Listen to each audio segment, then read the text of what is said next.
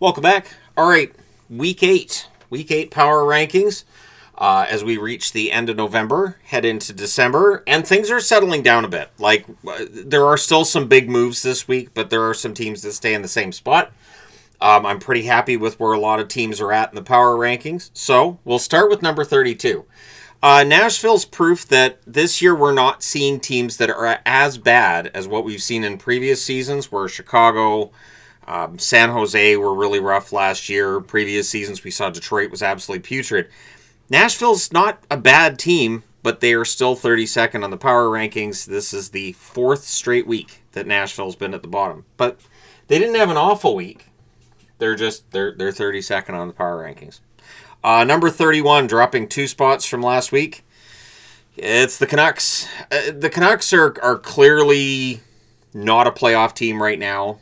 They seem to understand they're not a playoff team. A lot of talk about who's going to stay, who's going to go. And the effort is there. I've said that recently. I think the Canucks are trying their best. They just don't have what they need to win some of these close games. So like tonight in LA, they played well at times, but in the end, they still got the 1 point instead of 2. And against San Jose, I thought they played well at points, but they got the loss instead of the win there. Number 30, dropping 2 spots from last week as well, Toronto. They did get the win tonight over Pittsburgh. That was nice. That's their first regulation win in a while. They were 2-6-2 in their last 10 coming into tonight, so we'll see if tonight is the start of a turnaround or not. So they're 30th this week. We'll see if they're higher up next week.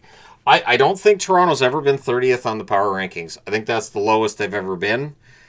And they should be better than that. I don't know about playoffs necessarily, but they shouldn't be 30th.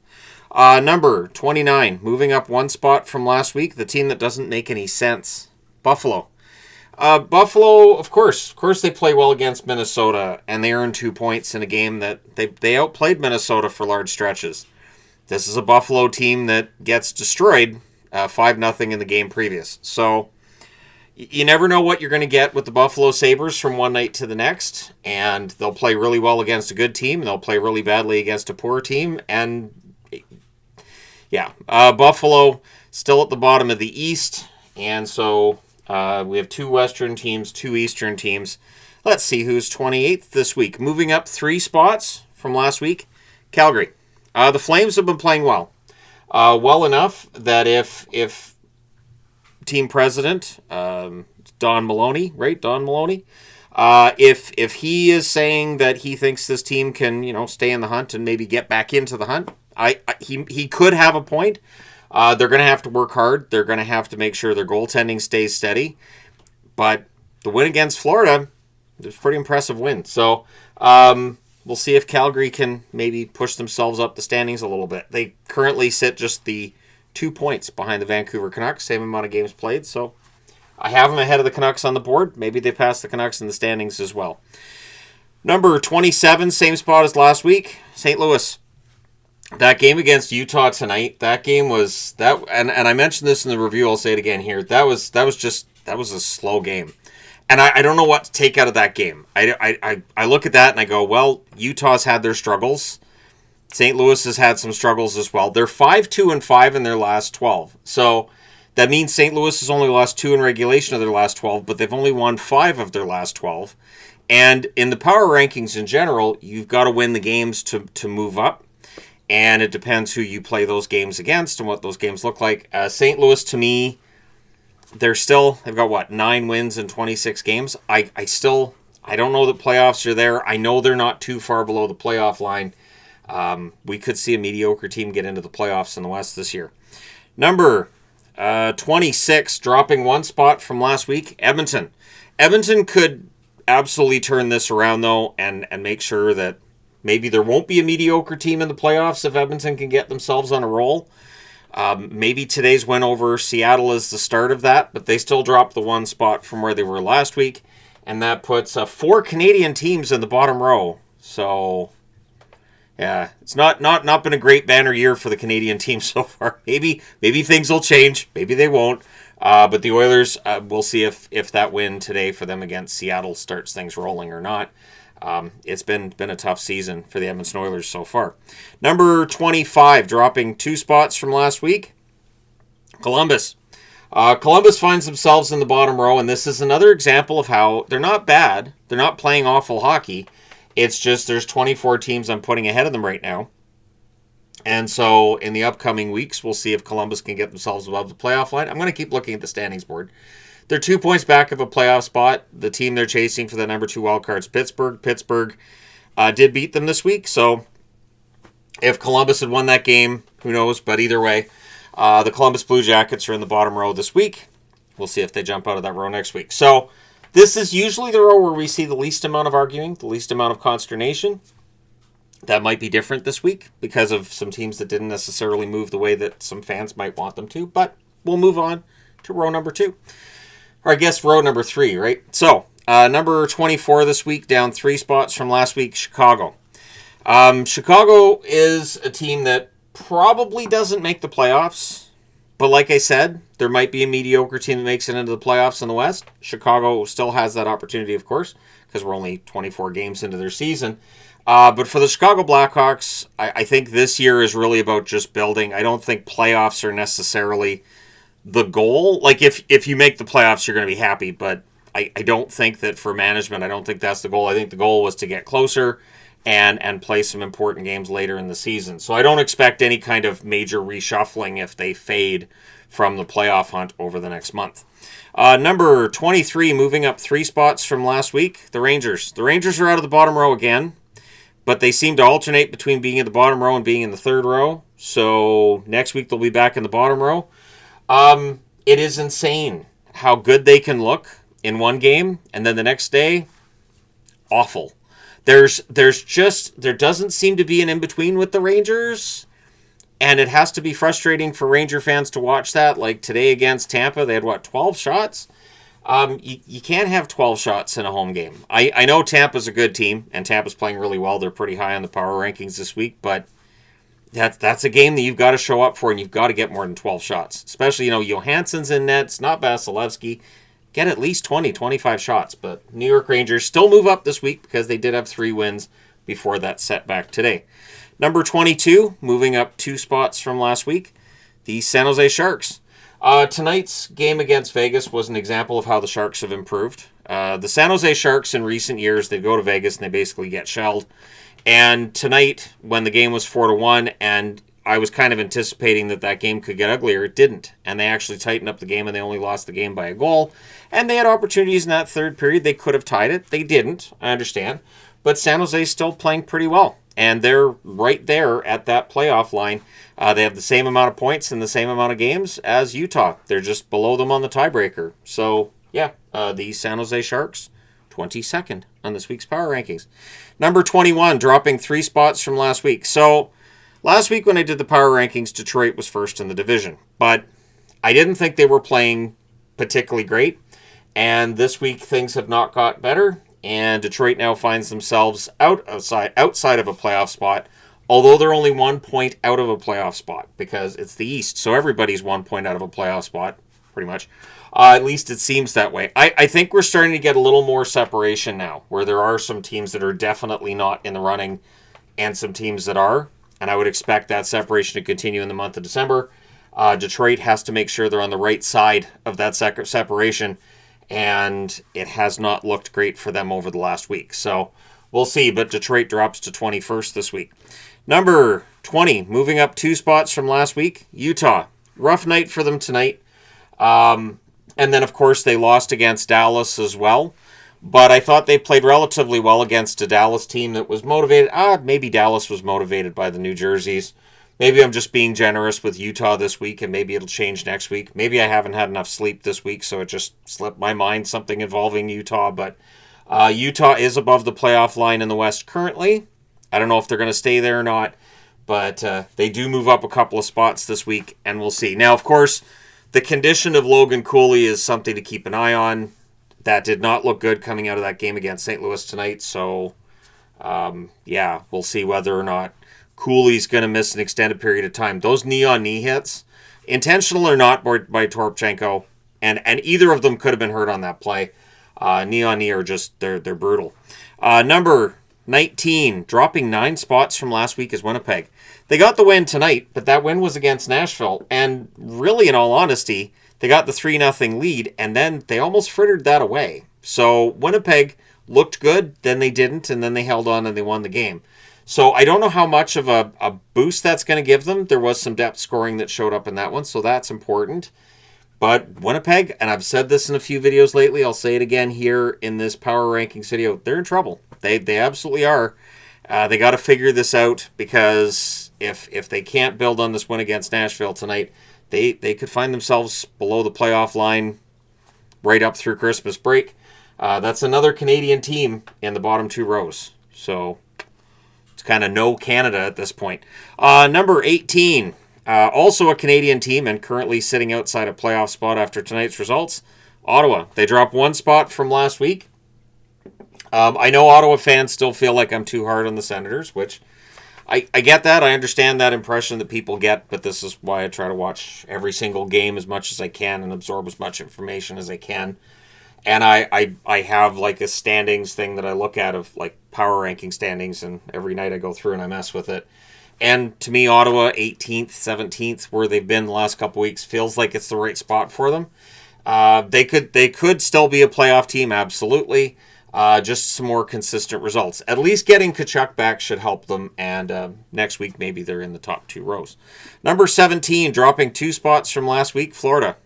Florida, the loss against the Flames dropped them out of the top 2 rows. They scored on the first couple of shots there and then just couldn't follow that up. Obviously, once Matthew Tkachuk comes back, the expectation is that things will get better. But there are reasons to be concerned with Florida, because when he's back off LTIR, I'm pretty sure they got to move somebody to make room for him to come back, because they don't have the cap space for him to come back at this point in time. So for Florida, there's got to be at least some level of concern going forward. I still expect them to be in the playoffs. I still expect them to be dangerous come playoff time. Even if they were like the number 2 wild card in the playoffs and they stumbled their way in, they're not going to fool me at all. So we'll see. But this week they do drop out of the top 2 rows. So again, usually this is where we get the least amount of argument, the least amount of debate. Usually. We move into the top 2 rows now. Number 16, dropping 8 spots from last week, Vegas. Vegas got a much-needed win tonight over San Jose. But they kind of held on to that. And one thing I noticed with that game against San Jose tonight was they didn't dominate the third period. Vegas is a team that at home, they usually dominate third periods. This team isn't doing that. I did see a post from a Vegas fan on the channel last night saying, you got to do a video on Vegas. This is getting out of control. They're not winning enough games. I don't know if I'm going to do a video on Vegas at this point, but I may do a video on teams that are seen as underperforming. And so that would include Florida a little bit. I mean, again, without Barkov and Tkachuk, it's not a huge surprise, but Vegas would definitely be on the underperforming side of things. Now that most teams have finished November, I might be able to do an October-November comparison and look at how certain teams have kind of fallen apart. And Vegas is definitely, while they're only 1 point out of first in the Pacific, it still feels like they're not quite there. Number 15, moving up 5 spots from last week, Philadelphia Flyers. The Flyers are 3rd in the Metro, and the Flyers are finding ways to win, and it feels like their confidence is coming up too. So they're scoring goals in bunches. They're getting those goals within a minute of each other, within 22 seconds, within 20 seconds of each other, within 2 or 3 minutes of each other. There's definitely something starting to fire offensively with them, which is bad news, because we already knew they had good systems in place and good defense. Rick Tocchet's done a very good job with the Philadelphia Flyers, and right now they're above the playoff line, and he will be a finalist for the Jack Adams if they make the playoffs, because no one expected Philadelphia to make the playoffs this year. Number 14, same spot as last week, the LA Kings. The Kings tonight, they do get the 2 points against the Vancouver Canucks. Important for them to get a win at home. Was that only their 2nd win at home this season? I know they haven't won a lot of games at home. So if they start turning things around at home, then they'll start moving up as long as the road record stays really strong. The LA Kings have the manpower. They have everything you need to have success. Their systems aren't necessarily the most exciting, but they don't have to be. And as long as you're getting the points, that's really what matters in terms of the standings, right? So LA number 14. Number 13, Seattle. Yes, they laid a goose egg against the Edmonton Oilers today. That was a tough watch. But the rest of the week wasn't awful for them. So Seattle ends up, it balances out. They're still 13th this week. They're still the number one wild card in the West. And so Seattle does not move down. I did see a comment on the review from earlier in the day where a Seattle fan was like, I'm not looking forward to the power rankings. You had nothing to worry about. Seattle, I still have in 13th spot. Although after that loss against Edmonton, that's one that I kind of watch and go, okay, how's the next game going to go? I don't like to overreact to one game. That's one thing I really don't like to do. So I like to see if there's a trend or if that's just a one-off. So maybe they just had a bad game against Edmonton, and that can happen. Number 12, dropping 5 spots from last week, Boston. Boston finds themselves out of the top row. The Bruins are interesting because right now they're sitting second in the division, but they have played more games than everybody else. So they're going to have more points. But if you look at the points percentage, not necessarily fantastic, but Boston's getting some results, and maybe they stay in this. Boston's one of those teams that I have no idea what to expect if they do end up being above the playoff line once the regular season is done in April. Do they get swept in the first round? Do they gut it out and get out of the first round? I no idea. I don't expect much past a first round upset if they get there. The Bruins, I still think it's blue collar, it's workmanlike. There's not as much of the offensive skill as you're going to get against almost any team they'd match up with in the playoffs. Number 11, moving up 1 spot from last week, Montreal. So I did not move Montreal down based on the result against Colorado because Colorado was mad. They had their 10-game winning streak snapped. I'm kind of surprised Jared Bednar wasn't at my door after wearing Colorado jerseys for 4 videos and a live stream before that 10-game winning streak came to an end. I was just having fun with it. But Montreal moves up 1 spot this week. I thought they played really well in Vegas. It's part of the reason Vegas drops down this far. And I think Montreal's going to be a playoff team. They're currently sitting 3rd in the Atlantic. I still think they're going to end up being a playoff team this year. Number 10, dropping 1 spot from last week, Pittsburgh. I gave them a pass on the game against Toronto. They didn't have an awful week. They haven't had a great month, but Pittsburgh is still the number 2 wild card in the East. And so I guess I was a bit generous with that result tonight against Toronto, maybe a little bit. But when I'm looking at this too, I kind of think, okay, so which team should take that 10th spot from them? And I don't really have anybody right now. You could make an argument for Philly, but Philly had already moved up from 20th last week, so a move of 10 spots might be a little bit over dramatic. I don't like the really, really large swings.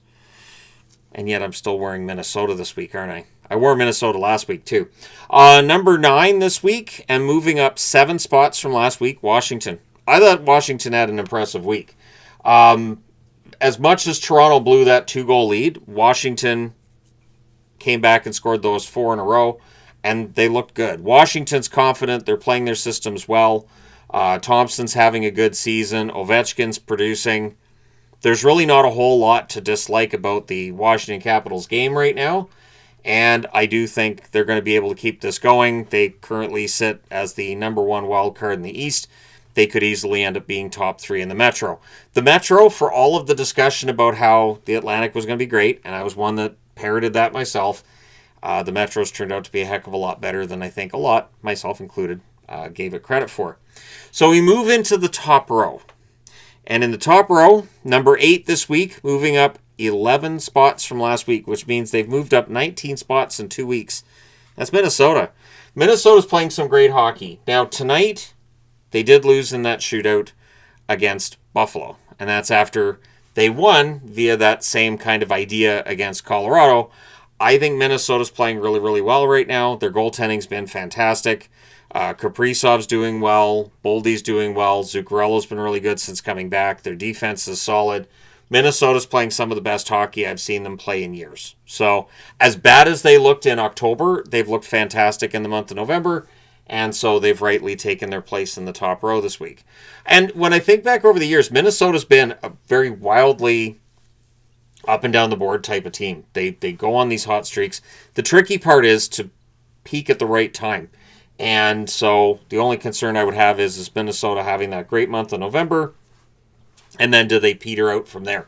They've got to be able to at least get into a top 2 spot in the Central, which is very difficult. But I think if Minnesota's going to make the playoffs and get out of the first round for the first time since 2015, they'd either have to be a wild card playing against a Pacific Division winner and hope for an upset there, or have home ice advantage in that first round and really make it work for them. Number 7, moving up 4 spots from last week, I've been very impressed with the Islanders. The Islanders are just playing some very smart hockey. They play their style. They play it well. And even though they sit technically outside of a playoff spot, I think they're playing really, really well. And so, yeah, the New York Islanders, 7th spot on the power rankings this week. And we'll see if they stay in the top row. I'm as surprised as anybody that they're in. Look at my eyes. I'm surprised. Number 7, New York Islanders. It's kind of happened that way, where I've looked at other teams and said, well, I think the Islanders are playing well than these guys, and here they're number 7. Number 6, same spot as last week, New Jersey. So there were some surprised reactions to New Jersey not dropping further than 6th last week, and they stay in 6th this week. They're still first in the division. They're still playing relatively well. The loss against Philadelphia tonight, I thought Philadelphia just gutted that one out. I gave Philadelphia credit more than I blamed New Jersey in that loss, which is also something I do when I'm figuring out the power rankings at the end of the night. I don't necessarily drop a team for losing. I don't necessarily push a team up either if they win. So I kind of have to look at it and go, that team played well. They just didn't get the results. This team got a win, but, that kind of thing. So, got to be a little more nuanced to it than just wins, loss, because otherwise I might as well just stand here and do the standings board and go, here's 1 through 32. Good night, everybody. But yeah, New Jersey stays number 6 this week. Number 5, dropping 1 spot from last week, Anaheim. I don't know if the Ducks are going to stay in the top row. Without Dostal, it's going to be tough. But, getting the victory over the LA Kings the other night, impressive. They win various ways. They've got Leo Carlsson and Cutter Gauthier both playing very, very well, having amazing seasons, and they're fun to watch. The Anaheim Ducks have not been fun to watch for a long time, so it's kind of nice having them as a fun team to watch. There have been years on this channel where all 3 California teams were a slog to watch. So the fact that all 3 of them are interesting for different reasons this year is so wonderful, because that closes out my night often. So I'm so much happier that these teams are actually interesting to watch. There were nights in recent years where I'd be like, okay, there's 1 game left. Oh, it's San Jose and Anaheim, and it starts at 7:30. Oh, why did I choose this life? And so I don't have that reaction now. Now I'd be like, hey, it's Anaheim, San Jose, and it's going to have my undivided attention. It starts at 7:30. Let's go. So it's a little different. Number 4 this week, dropping 2 spots from last week, not because they had a bad week. Carolina did not have a bad week. They got passed. Carolina, 4th on the board. Carolina terrifies me at this point in time, because I really do think, so before the season started, I picked Carolina to come out of the East and go to the Stanley Cup final. This could be the year. The only thing that to me is kind of an unknown is, of course, they have that roadblock in the conference final, and which goaltender would get them to that Stanley Cup final is a question I still find myself asking. But Carolina, number 4 this week. As I've said in other power rankings, I don't see them dropping out of the top row at all this year. So 4th place for Carolina, very respectable. Number 3, moving up 2 spots from last week, Tampa. Remember early in the year when they were down here, and we were talking about how old they looked and how lost they looked, and how all of a sudden it looked like Tampa wasn't a playoff team anymore? Yeah, they're first in the division. They have 34 points. They are first in the East. So Tampa's kind of steamrolled their way out of that early just bog they had themselves stuck in. And the Tampa Bay Lightning now, to me, legitimately the best team in the East. And I thought they played a masterful game against a Rangers team that just didn't seem to be ready for what Tampa Bay had to offer today. So good on them. And considering some of the injuries that Tampa's dealing with, the fact they've still put together this record without McDonough and Hedman, I think that's absolutely ridiculous and fantastic. Number 2 this week, moving up 1 spot from last week, Dallas. The Dallas Stars, up to number 2. This is what I've said all season. Play 60 minutes, and I'm happy. And right now, Dallas is playing relatively 60 minutes. There were moments during that Utah game yesterday where I wasn't all that enthused with some of their play, but in the end, they did get what they needed. They got the 2 points. And for the Dallas Stars, currently, they have 36 points. That puts them second overall in the standings. So for people who view the standings as being a big deal and you've got to follow the standings, the Dallas Stars, the second best team in the NHL right now. And I don't know how close they are to first. I've got to be completely honest. I don't know that there's anybody that's necessarily close to first place. For the third straight week, Colorado is first on the board. The Colorado Avalanche still with just the one regulation loss. They are 65 games above 500, or so it seems. They're 17 games above 500, which means that from here, if they just win one, lose one, win one, lose one, that's a 99-point season. So that's pretty insane to already have that many games that you've won, that you're over 500. And this is a team that looks like they want single-digit regulation losses in a regular season, which has not happened in the NHL for a very, very long time. So can they get there? Maybe. I think the record is, I think Montreal had that year with 8 losses in regulation. I think that's what they're looking at. I do. Would I be surprised if they got there? Not really. We're 25 games into their season. They got one regulation loss in 25 games. 18-1-6. So, yeah, Colorado absolutely number one. I did get a chuckle today in the comment section. Somebody was mad at the video I did last night on contracts and said you have Colorado 7th. No, they were alphabetically 7th. So, at any rate, I do not have a responsibility for the alphabet. I apologize. Alphabetically, yes, Colorado is 7th in the NHL. But that puts Anaheim first, and that puts Winnipeg 32nd. So, at any rate, there you go. Your power rankings for Week 8 in the National Hockey League. I did angle this, too, so that the bright spot's right here rather than on any of the pucks. So, I finally got that right. But yeah, let me know your thoughts in the comments section below as always. Hit like and subscribe in the event you may not have done so already. Thank you guys so much for all your support. It's greatly appreciated. Very busy week in the NHL this past week, and it does get a little bit less busy in December, which I'm very grateful for. And so, going to enjoy watching how things turn out in December. And by all means, tune in again next week and see where your favorite and least favorite teams reside on this famous puck board. Thanks again for all your support. Hit like and subscribe. In the event you may not have done so already, I will talk to you again soon.